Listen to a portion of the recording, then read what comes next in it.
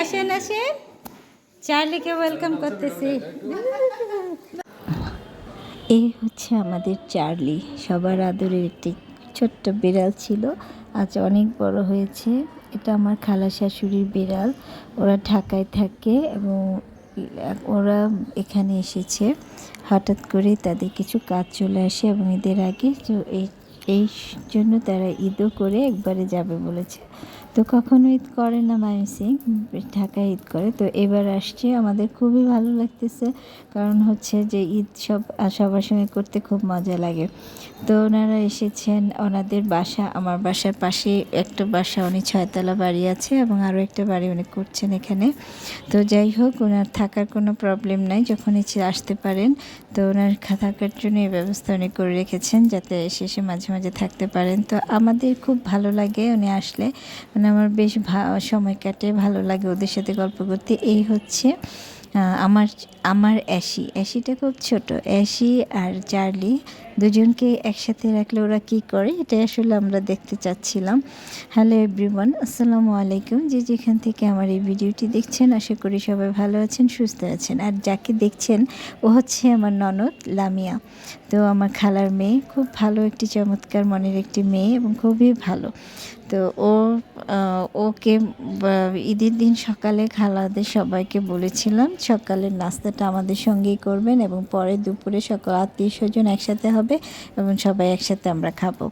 তো লামিয়া চলে আসে তার চার্লিকে রেডি করে, চার্লির জন্য সে একটি পাঞ্জাবি কিনেছে। আসলে চার্লির সাথে মনটা মনে হয় আরও ভরে গেল, অনেক মজা পেয়েছি আমরা চার্লিকে দেখে। এখন খালা শাশুড়ি কোলে দিয়ে আর এশিকে লামিয়ে কোলে নেবে এবং দেখবো আমরা যে কী হয় এদের মধ্যে। আসলে এশি তো ছোট, অনেক ছোট, আর চার্লি হচ্ছে বেশ বড় হয়ে গিয়েছে। কিন্তু চার্লির কথা হচ্ছে যে সে তার লামিয়া কেন আরেকটা বেবিকে কোলে নিল, এটা দেখে তার অনেক রাগ হয়েছে এবং সে এটার জন্য অনেক রাগ করেছে। একা একা বড় হয়েছে। ও মা গো,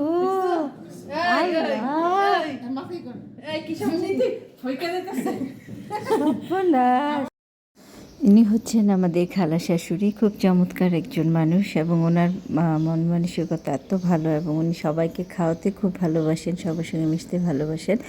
খুবই চমৎকার একজন মানুষ। ওনাকে আমি আমার বিয়ের পর থেকে ওনার সঙ্গে আমি আসলে এত ভালো একটা সম্পর্ক আমাদের।